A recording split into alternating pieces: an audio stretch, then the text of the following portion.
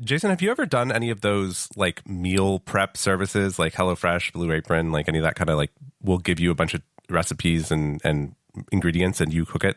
I've been tempted a lot to do them. I've never done the one where they send you ingredients and you cook.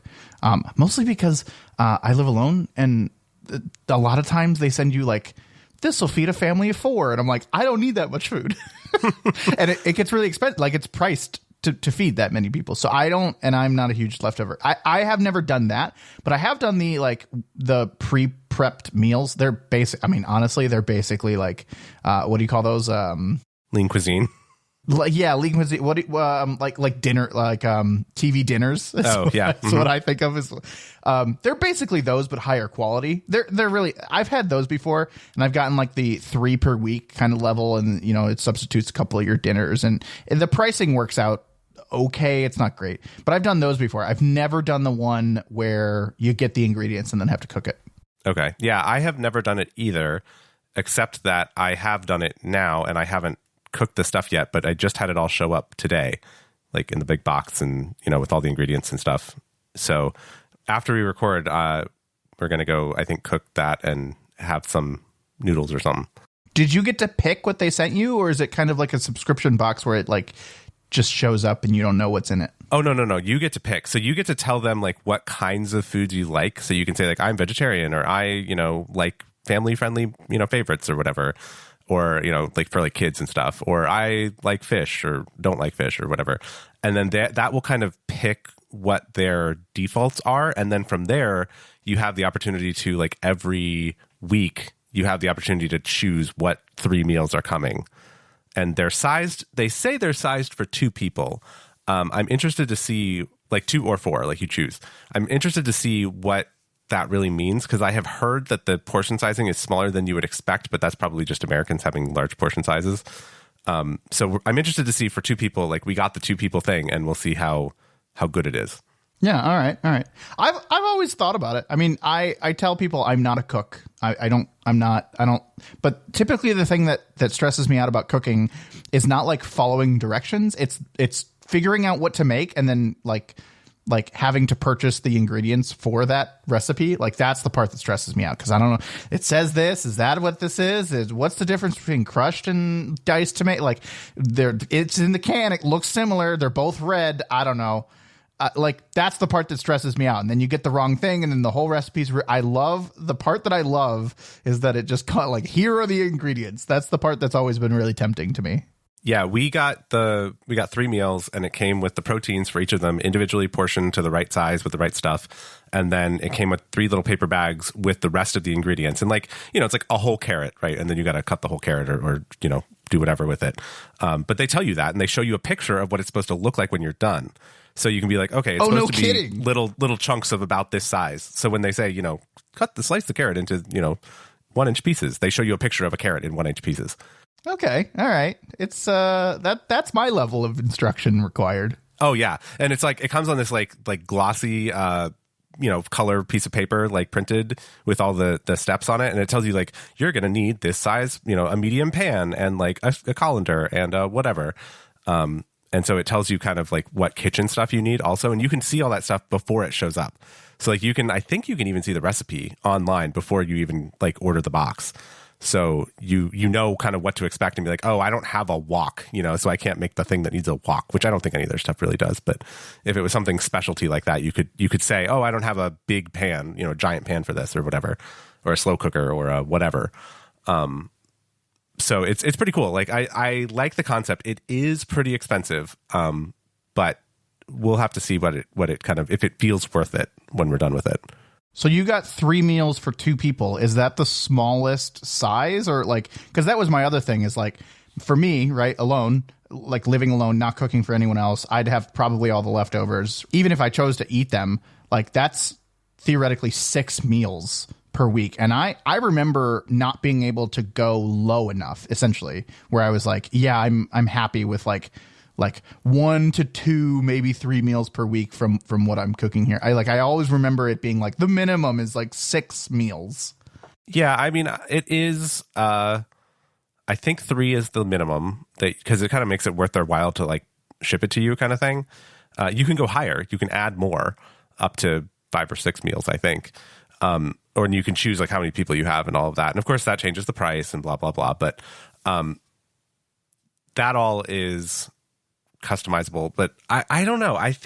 I'm not sure that you would find it to be terrible for the leftovers. I mean, maybe it would be, but it's probably a little much for one person, but like I don't know. I'm not sure what the sizing is going to be. We'll have to see. Yeah, let me know. You could also maybe choose to modify and maybe make the same thing twice, like keep the ingredients fresh and use half of them. Like, cook 2 days in a row instead of making it and having leftovers. I don't know. We'll have to see. I'll let you know how it goes. If we ever get big enough to have sponsors, we could see if HelloFresh is interested in sponsoring our show. There you go. Welcome to Pride and Accomplishment. My name is Jason. And I'm Chris. This is episode 122. Chris, I feel like we asked for it. Well, yeah, maybe a little bit. We're doing a little bit of follow-up here on Factorio space exploration. And I think this is from last episode, maybe? I don't know, maybe a couple episodes. Chris and I have been playing a lot of Factorio lately. It's basically been our all-day Saturday game for at least 2 weekends in a row now. Isn't that's about right? Yeah, I think that's about right. It's our weekend thing to do. It's a fun game.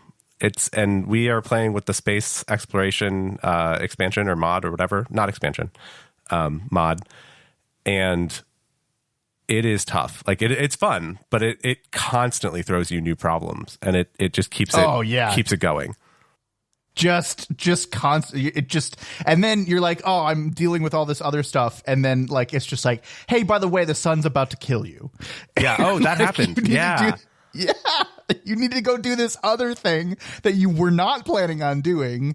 And there's a countdown timer. And like, I mean, this is all built into the game. It's a really well crafted mod. But it's constantly throwing new stuff at you. And honestly, it's a little overwhelming to me. I don't know. Like I asked for it, and I think we'll get there eventually. I think we will beat space exploration eventually. But it's a lot. It's a lot. It is, and I'm just trying to keep up with the resource demand. Like I asked for trains, right? Like, and we're going to talk a little bit more about trains a little later today. But like I can sometimes barely keep up with like the amount of copper we're using, or the amount of iron or coal, like constantly just building new train depots for more resources. And it's been a lot. It's been rapid fire, particularly when Chris is like expanding to the next area. Like that's what Chris does, right? Chris goes after the science and the next big thing. And when that's happening, like I can barely keep up with him, which is really cool. Yeah. My favorite part is when Jason says, so we have a power problem. Yeah. And I just know that like it's all my fault, obviously. Like I am the consumer and Jason is the producer in this like Factorio relationship. Oh, that's a really good way of saying it. Yeah, exactly. So he like, sets up all this wonderful infrastructure to get me all of these wonderful raw resources, and I just gobble them up like and use them as fast as he could make them to send them off to space or make rockets or, send giant delivery cannons shooting stuff across the cosmos. Like it's great. It's super fun. And I think we're having a lot of fun with it. And we each kind of have our own kind of roles in this game. And that's unusual. Like we're playing together and the things that we do are very interrelated, but we're doing them sort of separately. Yeah, but it's all in pursuit of the same thing. So I like it. You tried to come over to my side of the fence. Was it yesterday? Mm-hmm. And I think your words were, "This is kind of hard." Yeah, I attempted to make trains. Like I wanted one train to go out and get me some stuff, like and bring it back to the main base, kind of thing. And it took me hours. Like it took me so long. I mean, I was watching YouTube or something at the same time, but like most of it was kind of waiting for stuff to get there or whatever, but like, because the scale of trains are big in Factorio, right? And far away from other things. So I like didn't bring enough rails, and like I didn't know how the signals needed to work, and I totally screwed up the entire train network for probably a couple hours without noticing it. So we ran out of coal, so we ran out of power. It was Jason hopped on, and I was like, so I broke everything, but I fixed it. So Jason didn't have to fix it. It's just funny how, because then I like, oh man, what was I doing? I remember doing something the other day, and I was just like, I can't wrap my head around this. Like, I cannot wrap my head around building this thing or constructing or getting this one thing. And I was like, Chris, I just can't do this. I was like, I can't help you. And it's funny, then you come to the production side, right? The producing side. And it's quite honest, and it's no fault of yours, right? Like, I can't do what you do. I come over, like, I get on, and I'm just like, that would have taken me like, I don't know, maybe an hour, maybe a half hour, like, just to get it all set up, because I've got all my blueprints set up now. I've got all of my like trains, like I know like how much rail I need for how far I'm going. Like, it's just so funny how good we've gotten at each of our jobs. My favorite part about that was I came over to what you were trying to do. You're like, I need to get this over there. And I came over and I placed like 5 pieces, and it worked. And it was like, a belt that goes over here and under a thing and around a thing and whatever. And you just said like, I don't know how you did that. And I was like, yep, it's amazing. I love it. Because I love belts. I'm a belt person. Jason is a robots and trains person. But I like the belts and like figuring out the splitters and the underground belts, and like it turns into a little bit of a rat's nest, but I do like it quite a bit. Yeah, and I mean, typically what happens with Chris and I is Chris will build like the first prototype. Is that a good way of saying it? Like, you'll build the first incantation of it, and then we'll get to the point where we're just like, we need 10,000 more of these. And I'll be like, okay, I'm on that. Yeah, now it needs to be a little assembly line where it all goes out in straight lines and like it doesn't, crisscross over itself and everything else. But I'm very much more of the like, let me just get this working right now. And that's how you end up with like random little outposts making the randomest thing. It's like, oh, I built a little factory that makes nuclear reactors because I needed them for this one thing, and so I did it. But that's just such an odd thing. The part that starts to frustrate me a little bit is when the prototype becomes production. Yeah, but that's just how things go. Which happens in everyone's job all around the world every single day. I mean, it happens at mine. It's like, oh, this was just a little prototype we built, and now like all of production is hinging on it. That I'm trying to avoid that a lot, and it's really hard. I mean, the problem is it's hard to keep up with you, Chris. Like, you're pushing so far forward, right? You're on to the next science, and I haven't like, I'll call scaled the previous like science level. So like we run out of stuff, and I'm just like, I can't keep up. I don't know what you're doing. And then like we run out of raw resources so that I can't expand to the finished good resources of that science level. And I'm having a lot of trouble keeping up right now, which is a good problem. It's a fun, new, ever changing problem in Factorio, which is really kind of delivered on something we've never had before. Yeah. Usually we are able to kind of just brute force it. And this is requiring a lot more planning than we are used to. I will say I'm giving you a little bit of a break because we're on space exploration, right? And so you can go to different planets and different like orbit moons and whatever. I have headed off to a moon, I believe it is, of the base planet, and in search of a new resource to build the next science. And on that planet, I'm having to build basically an entire infrastructure for like the usual things. Like I'm mining iron, I'm mining copper, I'm refining them, and gonna have to start building my own stuff, mostly just because I didn't bring enough stuff with me. So I have to kind of harvest up the stuff I need to be able to like build the pieces I need to be able to get that resource over to wherever it needs to go. So I will be out of your hair for a while. So maybe you should take this opportunity to, beef up all of the infrastructure at the main planet while I'm away. Yeah, my goal is to have the main planet be like a hub, and I can send you a rocket there, and like right now sending a rocket is like, it's really expensive, right? It takes a lot of stuff. Mm-hmm. So it's one of those things where I'm just like, should we send it? Should we not? What do we do? How do we do it? Like, I want to get to the point where I'm just like, yeah, sure, I'll send one full rocket your way, no big deal. I want to get to that point. And we're not there yet. We're not even close. I think we're pretty far away from that. Yeah. So that's what I'm kind of working on. There are like a lot of things on other planets that will make it more efficient.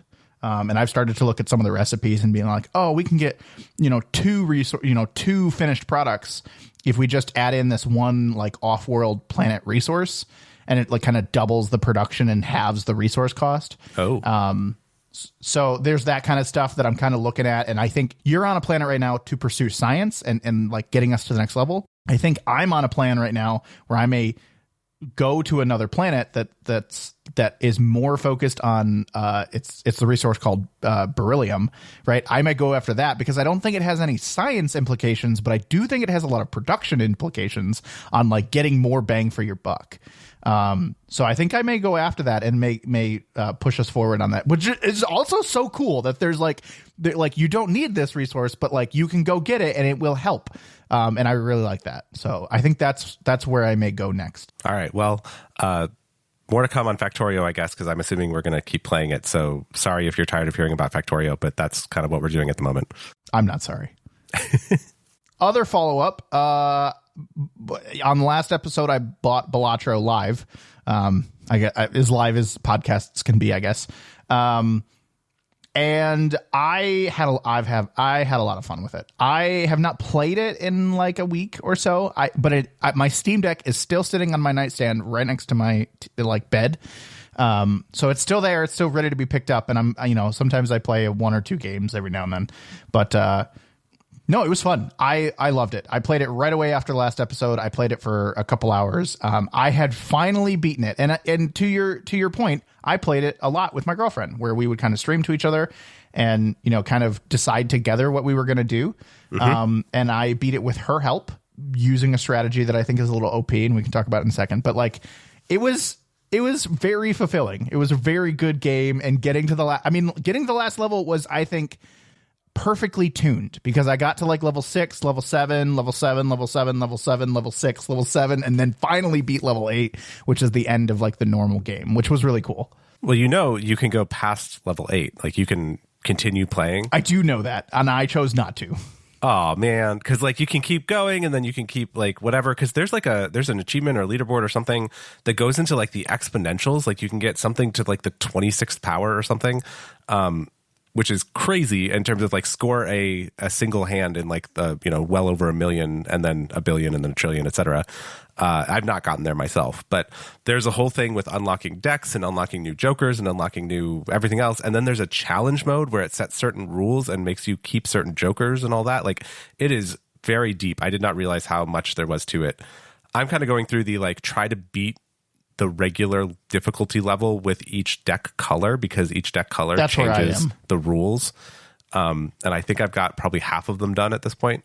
But yeah, I'm playing like, a couple games a day or whatever. And it's cool because if you don't fall into the trap of like one more game, like one game only takes 15 minutes. Like, it doesn't actually take that long. Right.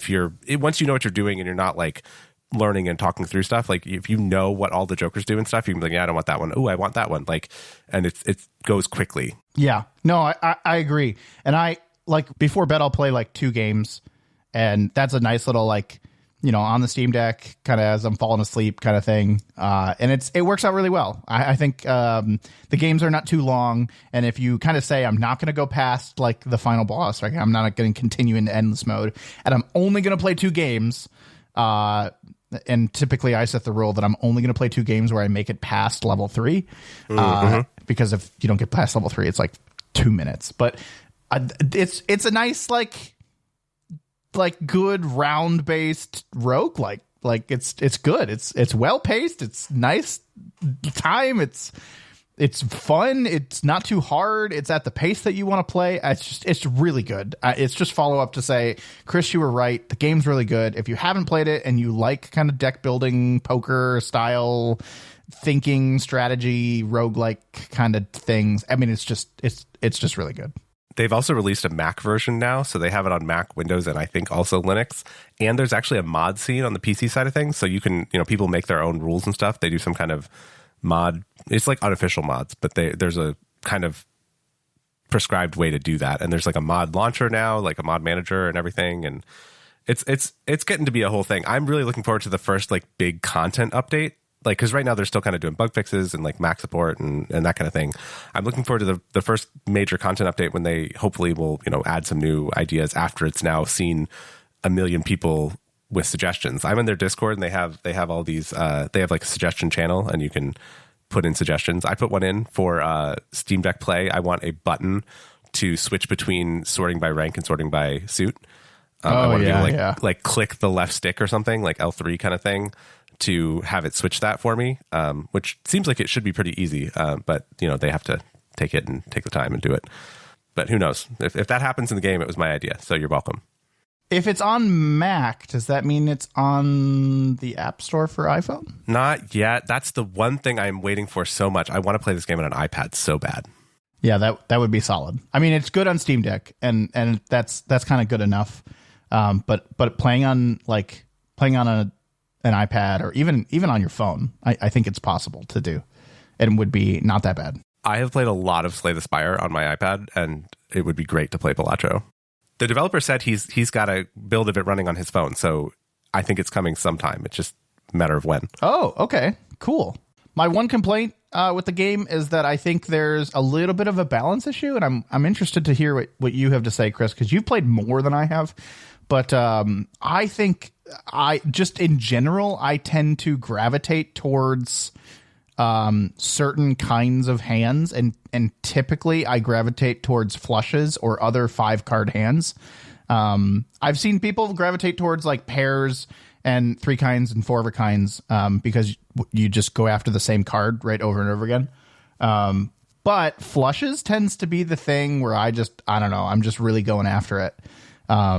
Like pretty aggressively with my jokers, with the cards I'm selecting, with just everything. It seems to be the really winning strategy, and I'm interested to hear what you have to say about like things you're gravitating towards in terms of strategy.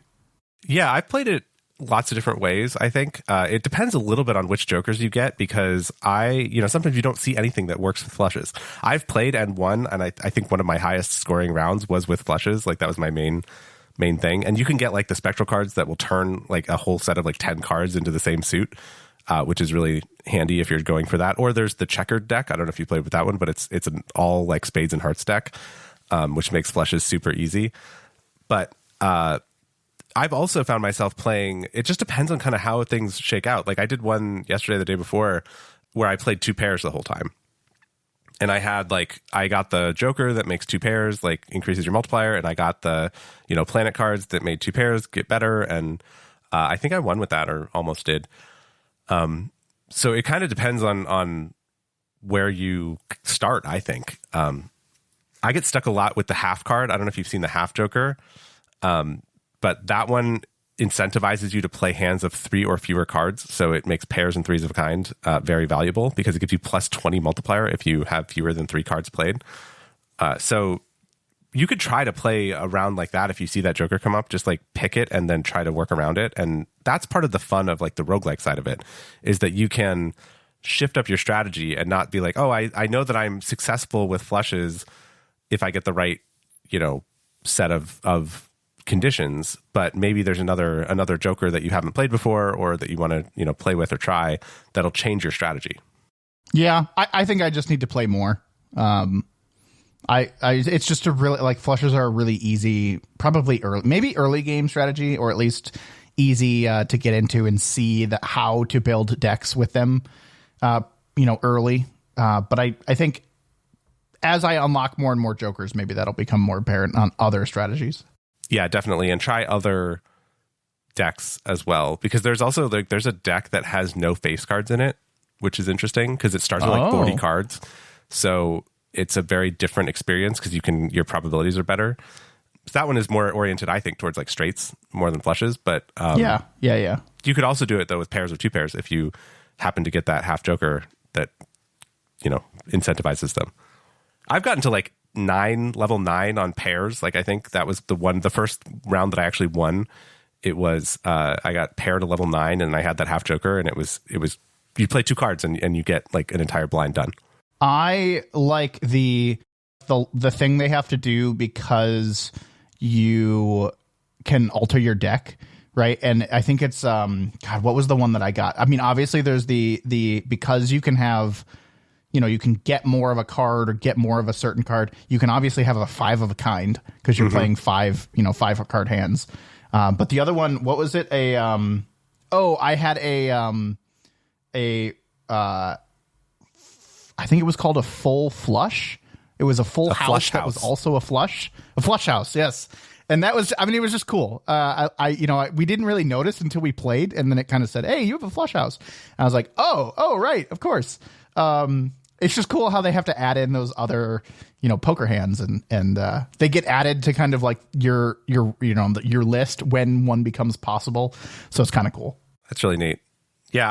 I've had a flush house one time. And I've always wanted them again. It's really cool. Yeah, I think it came one time when we were going after hard after clubs and 10s and 4s. So we had honestly, we had 8, 10 of clubs, and then we had a couple 4 of clubs, and we had so many of them that they would just fill our hand, and we had flush houses a couple times. That's cool. Anyway, get Balatro, buy it, support that developer, I guess, and let us know your high score. Ooh, yeah, we could compare. I like less so much the high score on the game, and more the what's your highest hand. That I like. That's a cool one. All right, so hard pivot here. Maybe back to Factorio. We'll hard pivot back to Factorio and say because everything is Factorio. Yeah. I was talking last episode, I think, about train games, and I think I mentioned, and I'm pretty sure I did. I don't know. It's been a long time. 2 weeks is forever. I think I mentioned Rail Route, and you had said, "Hey, you played it," and when I picked it up, I said, I've been thinking about this so much. I've been watching videos on YouTube. Why don't I just try it? And I picked it up yesterday and started playing it. Installed it and started playing it pretty seriously today. And I think I have 2 to 3 hours in it at this point. It's a good game, but I think it's exactly as I described it on the previous episode, where it's just not quite exactly what I'm looking for. It's a good game, don't get me wrong, and I think it really has its place, but it's not quite the thing I was looking for coming from trains in Factorio. Well, let me tell you, there's plenty of trains in Factorio that need balancing, so if you need to scratch that itch, I need help. Yeah, no, I got it. But it can't go on forever.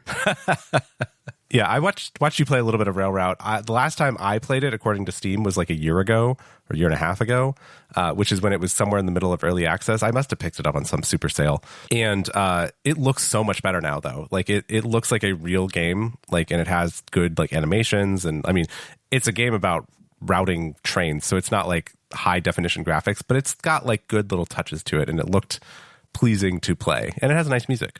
Yeah, it's really sharp. It's a really well designed UI. They've done a lot with the UI. I mean, it's basically the whole game is a UI, right? There's no actual graphics. It came across really well. I think it officially got released February 22nd, 24. So just a couple of weeks ago, which is why I tend to stray away from early access stuff. Sometimes I dip my toe in, but generally I try to wait. And I would say it's a really well polished game. It's really nice. But it's just not there. For me, for what I think it's missing the cargo element. So there's no Rail Route is all about the routes of the train. You don't have to deal with what's in them, how much, how long, what they're picking up, what they're dropping off. They kind of tell you all of that, and which is cool. There's a very type A fulfilling scheduling element of the game that's really nice, and I kind of like it, and squeezing another train into this schedule. And then you can upgrade your routes, your lines, right? So you can say, hey, the trains can go faster on this line now, and that allows you to adjust your schedule and bring it in tighter because they're getting from station to station faster. So there's a lot of really cool elements to it. But I'm here to report that I'm still looking, and I think what I need to do is less focus on train games more focus on what I think people are calling industrial or economic games, which Factorio kind of falls into, like it's come up in that genre, but it's more about the movement or logistics of goods and things rather than the train itself. Because the one that comes up a lot is OpenTTD, which is, it's just more about like logistics and economy and goods and services moving around. And it's not just trains, it's, cars and planes and all that stuff. So I'm not going to do that one. It's a little bit of an older game. I'm not interested in that, but I'm trying to find things in that realm. And you'll like this, but the thing that I just keep thinking about, and I don't think it quite works. But I wonder if we need, I liked when we did it, but I wonder if we need to get back into a little bit of Offworld Trading Company. Oh yeah, that's a fun one. It's not really the same because you don't have as much of that logistics network of like, you have a little bit of it, but you don't really control it directly. But I see what you're saying in terms of like, you choose where to build and you have to like bid on the tiles and all that kind of stuff. And there's a little bit of like balancing to make sure you're not like oversupplied on one thing and undersupplied on another. And you're trying to build a network to get to like really end game finished goods. So like that's kind of hitting that spot, and there's a little bit of that there. But there's 3 games that I have been looking at that I'm going to try to go to next after RailRoute are RailGrade, which I'm not super confident in, but I've been watching some more videos on. I'm a little concerned that it's too simplistic from a train routing perspective. It's a lot more what I'm seeing is it's a lot like Train Valley with slightly more like depth. But it's not super, like I'll call it automatable, where you can just let it run and like see like super fulfilling things, where you can in Factorio. You're just like, they just keep showing up. I don't know where this is siren coming from, but that's one of them. And then the other 2, Captains of Industry, I think that's the name of it. Yes, I believe so. Maybe just Captain of Industry. Yeah, it's just Captain of Industry. Is again like one of those like mine raw materials, build a supply chain and a logistics network, grow your economy kind of game. And then the last one, I don't know why you and I just kind of avoid it, and maybe because we like I didn't have a great experience with Satisfactory, but like I think it's time for me to maybe try Dyson Sphere Program. Oh, okay. I played that one. It's on Game Pass, or at least it was. It was good. It was kind of like a top down, like a little bit like Factorio, not too far different. But yeah, you would build some buildings and they would like, it's not the same as Factorio. You don't have to do belts and stuff if I remember right. But yeah, that one could be good. What about like Surviving Mars? Is that another one like that? I have played Surviving Mars. It was, when I played it, maybe it was early access or maybe it was right after release. I didn't find that it was hard enough. Maybe, I don't know. Maybe I'm not remembering that correctly, but I have played that, and that may be another one to try again. Because it says on Steam, I love that it tracks it, that the last time I played it was in 2021. Came out in 2018. I played it in 2021. So maybe it's come further. I don't know. I could try that one again. I'm looking at the Steam page for Dyson Sphere Program, and I don't think I played it enough to understand kind of the things that are in the trailer, at least. The challenge with Dyson Sphere Program as compared to Factorio is that it's only single player. Yeah. That's with a lot of these.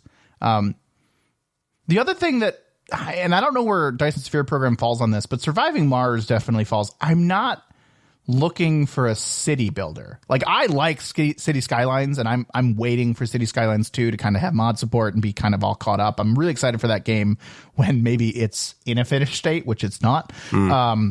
I'm not looking for a city builder. Like, I do like city builders, but that's not what I'm chasing here. So I don't know. It's a really fine line, and I can't really find it. And I haven't found what falls into it and what you call games that fall into what I'm looking for. But I'm chasing something less city builder, more logistics, economic, movement of goods, but not, I think RailRoute is too far into the planning the movement, but not worrying enough about the content of those that logistics network. So I'm looking for something in between. I'll let everyone know when I found it. I think I'm good with Factorio for the moment, but I'm glad that you're on this journey. I will say, Chris, and you turned me on to this. The Train Valley World is supposed to come out sometime in 2024. Mm-hmm. Yep. And that is multiplayer. Yeah, I'm really looking forward to that one. There's a demo out for it. I don't know if the demo is multiplayer. Maybe I should download it and try it.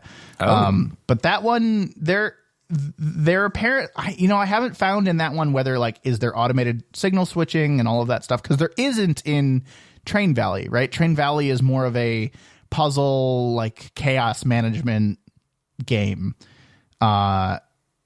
So I'm hoping Train Valley World is a little closer to it can be automated, but I don't really know. So maybe I'll try the demo. Yeah, I think you're going to be disappointed if that's your hope, because from at least what I can see on the Steam page, the video, it looks like basically old Train Valley. I think maybe. Well, maybe. I don't know. I guess we'll have to try it. I think it does have multiplayer in the demo. We'll have to see. That might be a good one when we're a little burnt out on Factorio. Some weekend. That may happen someday. Okay, I'm going to throw a fast one at you. You ready, Chris? Uh-oh. It's not in the show notes. Oh, no. But I just wanted to say that Guild Wars 2's next story content drop happened last week, maybe 2 weeks ago now. I don't know. I'm a little late to the game. I haven't been playing Guild Wars 2, but a lot of stuff, they released new legendary armor, they released new weapon proficiencies, they released a new challenge mode, and the hype around Guild Wars 2 right now is kind of in full swing.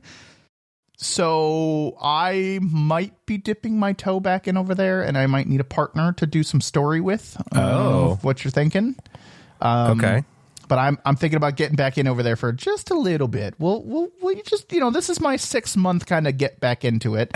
And then we'll wait another 6 months and the next expansion will come out. What a timeline. Yeah. Well, and then the Factorio expansion will come out, then the WoW expansion will come out, and then we'll be drowning. I know. Yes.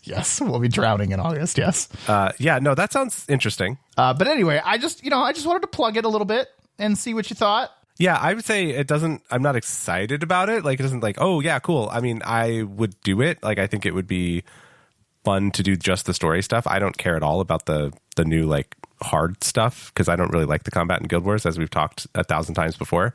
But the story stuff would be fun because they do a really good job with storytelling. So I would be willing to try that. I think I may have missed a chapter. Maybe. I don't know. Has there been another one since the expansion? Yeah, so I didn't play that one either. There's been every 3 months they've been releasing one, but you don't miss them anymore because if you bought the expansion, you have all of them. Right. Yeah. No, that's good. I'm not worried about buying them. I was just more worried about if you wanted to jump right into the new stuff. I think I'm still behind on the old stuff.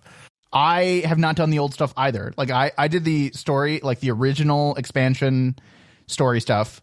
And then I didn't do any story at the 3 month mark, and now we're at the 6 month mark. So there's more chapters, and then we'll get a couple. I think we'll get the conclusion of this story at the 9 month mark.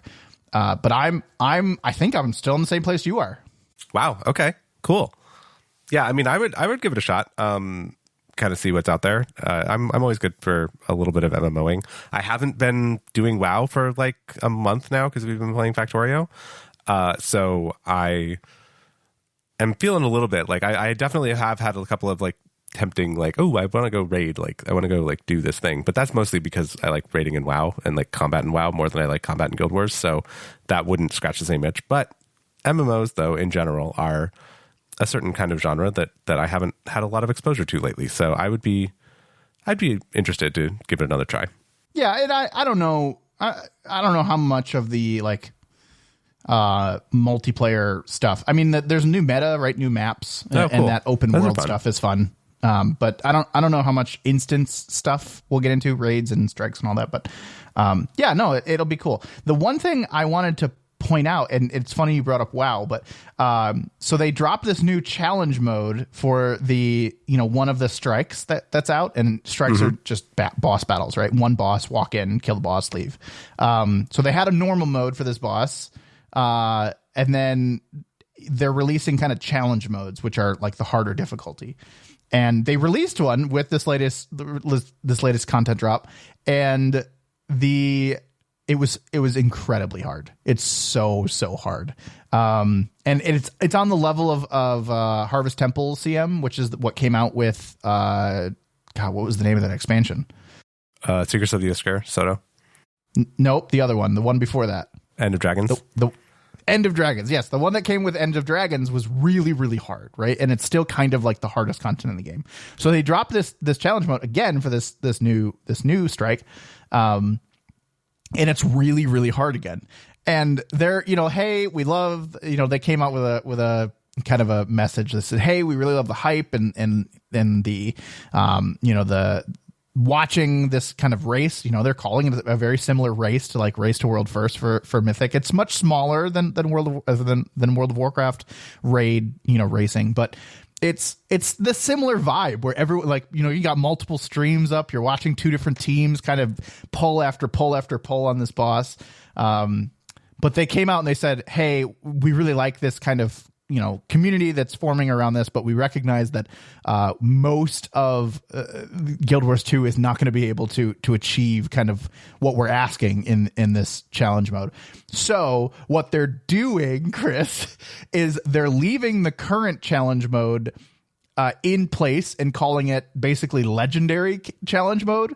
And then they're going to have a regular challenge mode, and then they're going to have normal mode of this raid. So normal mode was already out. They released what they're now calling legendary challenge mode. And then there's going to be like a slightly watered down challenge mode for this one boss. And I'm just like, finally, like this is World of Warcraft. You have normal, mythic, normal, heroic, and mythic. Like there are 3 levels for 3 different levels of play for 3 different like levels of reward, and it's like I just laugh because it's so in line with what World of Warcraft has been, and I really like World of Warcraft's kind of like progression like that. So, and there's no vertical progression on this. It's just, they're just harder battles and you just have to be better. And but there's, it's just funny to me how they've kind of almost on accident fallen into this 3-tier structure. Yeah, that's actually really funny that they, fell into it almost. I think that the 3 tiers is good. I think for me, it would lose a lot without the vertical progression piece of it. Like, because certainly at a point it becomes a horizontal progression thing, even in WoW, because you kind of get the best gear and you're just kind of going for it. But I think that the chase for your best in slot item or whatever adds some dimension of interest to the rating and the battles and all that kind of stuff. So for me, that's what I think. Yeah, no, I hear that, and I think that's true for a lot of people. For me, I really love that there's content in Guild Wars 2 that is just hard. It's just hard. You can't gear your way into the content. You just have to be good, and your team has to be perfect, and that's the only way you bring it down. The other side of that is there's no point to do it over and over again. Sure, once you do it once, you're done. Yeah, once you get the achievement and you get the title, you're done. Like, that's it. Like, you can do it again, but it's mostly for bragging rights. like it's not necessary.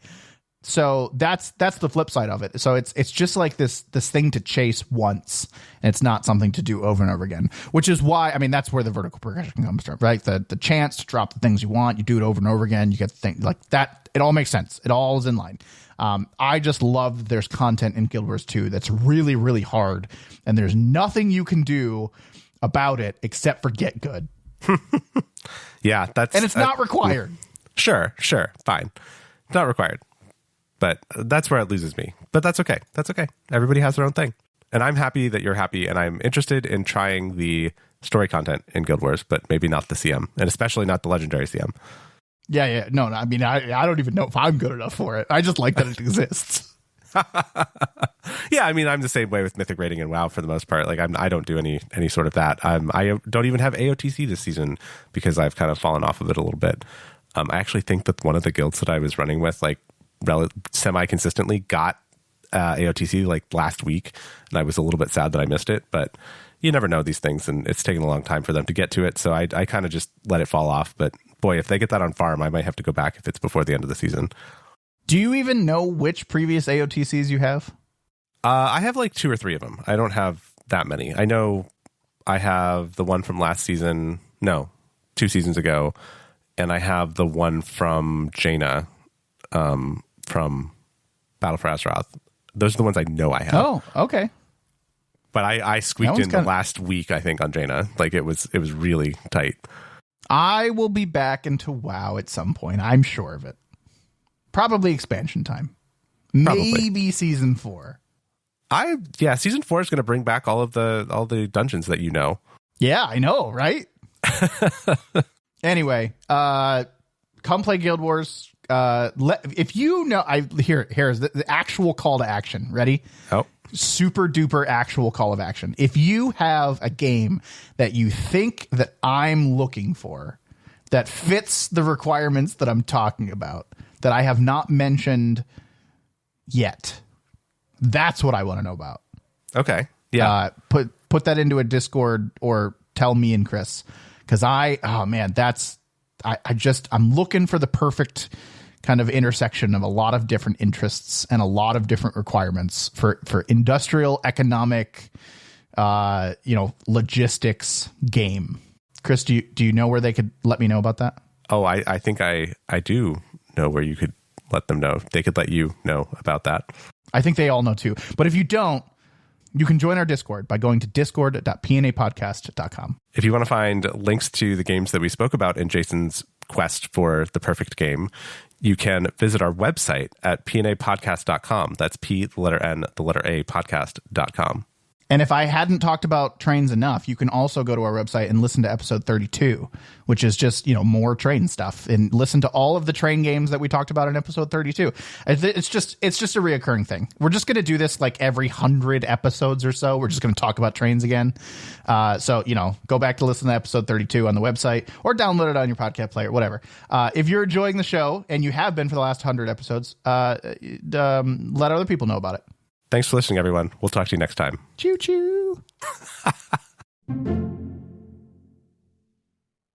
We've been talking a lot about trains, but I had a transportation-related mishap earlier today in my car. You have in the show notes. Can I ruin it a little bit? Can I read what it says? Yeah, that's fine. You have Chris dropped a socket in his car. Yes. Written in the show notes. That's all I know. I know nothing more about this story. What does that even mean? Like, first of all, in a socket, I think of like a wrench, right? Like a socket wrench. Like you put one on and you take one off, but like dropping that in your car does not sound like that big of a deal. Yes, it would sound like it's not that big of a deal. So let me tell the story, or at least a little bit of the story. And it's not a very long story, but it was a very frustrating afternoon. So I got a new battery for my car, right? So I have an electric car. We went through this like in episode 3. And I wanted to change the lead acid battery in the car out for a lithium battery, because lithium batteries should last longer than the lead acid, and they're more suited for the EV, power draw profile, et cetera, et cetera. And to do that, you have to take the old battery out and put the new battery in, of course. And so that involves undoing little nuts and bolts and things and whatever. Like, it should be easy. It should be so easy. And it was easy. You undo, 3 things, and you take the battery out, swap the new battery in, redo those 3 things, and you're done. However, so this is just for clarity, this is the battery that is not driving the car. It's like the auxiliary battery. Yes, it's the battery you would think of if I talked about a car battery. Right. It's the normal It's not. You're not taking the big thing on the bottom out. You're taking the normal, it's the thing that's like the size of a small combustion car battery, but it just happens to be an electric car. Exactly, which is why it dies, because the electric car doesn't have a crank to crank, for the internal combustion. Anyway, it's bad. I want a new one. I got a new one, and I was installing it. So I have my socket wrench. You're right. I figured that you would be confused at the socket, like that it would be like a power socket or something like that. But good job, you got the socket wrench part of the socket. Oh, thank you, story. Thank you. Yes, I did take the same engineering courses you did. I wasn't sure. Anyway, so as I am working on getting the battery back in, I have outfitted my small socket wrench with a long socket, a 10 millimeter long socket, and to be able to do this job. And like I'm holding it, I'm working and whatever. And then the socket just falls off the socket wrench. That's not how it's supposed to work. The socket wrench is a little bit, no, it's not. And the socket's a little old. And the problem is on the tiny ones, they don't really have a very good like locking mechanism, et cetera, et cetera. So the little socket falls down and I can see it. So like again, car, electric, right? It has a plastic, and a lot of cars have this too, but it has a plastic like thing underneath the entire bottom of the body of the car because of aerodynamics, right? It makes it more efficient when you have a smooth bottom of your car. So the car has several panels that are these big, thick plastic panels that are underneath the car. So it makes like a flat bottom. The socket drops. It's sitting on that panel. I can see it, right? And it's deep down there, and I can't reach it, but I can see it. So I was like, okay, got to get this, got to move it somehow, do something with it. So, of course, in my infinite wisdom, I decided to get a stick and poke at it, right? And the only stick I could find was a broom handle. So I do this and I poke at it. You're missing the perfect tool for this job. What's the perfect tool? Is a stick with a magnet on the end. Yes, that would have been great. And I think I may actually even have one of those. I just didn't think of it in the moment and I don't know where it is. It's exactly what it's for. I know. I'm not sure if it would have been strong enough to pick up the socket because the socket was, like I said, like a long socket. But either way. So you grab this broom. And so I have a broom upside down, right? And I stick it in the car, right, basically, and I poke at this thing. And I don't know what I really expected to happen. I was kind of hoping to be able to, like, move it towards... There's a couple of holes, and, like, you can kind of see them. Like, I was hoping it would just kind of, like, bounce towards the hole. Hope is not a strategy here. So what happened was the socket disappeared, right? I made contact with it, and it just disappears. So now did you still need the socket at this point, or were you done? I did need the socket. I was like, okay. Now I need the socket to do this. I mean, I have a wrench, like a regular wrench that's not a socket. Because I think in my world, I would have just left it. I wanted to get it out of there because also I didn't want this little thing to be rattling around, right? When you drive, like I didn't want it to, like, you stop at a stoplight and go, brrr, and hits the front of the whatever. My parents had a car growing up, and I'm sure they would love me telling the story, but I, as a 4-year-old or something, had somehow put something that sounded like a marble into one of the air conditioning vents of the minivan. And so every time you sped up or slowed down, the marble would roll for like 3 more seconds after you changed velocity. I think it drove them nuts. I'd have torn that car apart. Yeah, well, I think my dad tried, but it was like inside the plastic AC like sheath, stuff. Like he could not get it out. But now I was like afraid of the same thing happening to me. So now you're traumatized for that happening again. Exactly. So I didn't want that to happen. So it became a really big deal to me to solve this problem.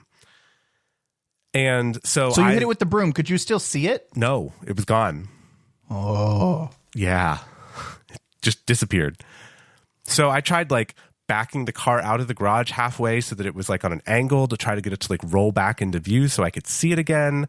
I tried to jack the car up on the one side to get it to roll to the driver's side kind of thing. God. I couldn't get the jack stand under the car, so I gave up on that solution because I'm pretty sure my car is heavier. This car is heavier than the car I bought the jack for. So the jack started creaking and I got nervous. Everybody's fine. Nobody got hurt. The story is safe. Don't worry about it. I put safety glasses on. Because you wussed out. I put safety glasses on. And anyway, so then I needed to go do a quick errand. So I needed to drive the car. And I was like also a little bit nervous about like, oh, is it going to like, could it short something out? Could it be a problem? Like it's a little metal thing, right? Rolling around where it's not supposed to. I think everything is covered. I think it should be fine. But anyway, so I decided I was just going to drive with it. And the first time I accelerated with this, like I could hear it rolling. And I was like, oh, there it goes. I'm doomed. And then I drove kind of fast, and then I like stopped, and I could hear it roll, and then I sped up real quick, and I kind of heard it go towards the driver's side, like towards basically where my feet were, and then I didn't hear it again. And so when I got back from the store, I walked around my neighborhood where this had happened to try to look for the socket on the ground to see like, hey, did it fall out? Like that would be great. I would sleep much better at night if that happened. but no, I couldn't find it. So Oh, I thought you were going to tell me you found it. no, I didn't find it. So now this thing is, I think, still in my car, but maybe not, because now I've driven, several miles and whatever, so it could have fallen out at any time. But I'm pretty sure it's still in there, and I'm just now just like forever going to have to worry about this thing making noise or being there or doing something. It drove me nuts, and I didn't get to solve the problem. I'd take a giant magnet to that car. The cold thing is metal. Yeah, no, you'll dislodge it. It's probably lodged in somewhere. Yeah, I mean, if I had I do have a pretty strong magnet. I could put on the bottom of the plastic stuff and see if I can get it to catch. Yeah, I'm saying like in your floor area, like where your feet go when you're driving. I would move it around passenger there. Compartment. That would need a really big magnet. Yeah. Big magnet. I think you get put on a list if you buy magnets that big. I'm okay with being on that list. Magnets are cool, man. They're magic. Yeah, magnets. How do they work?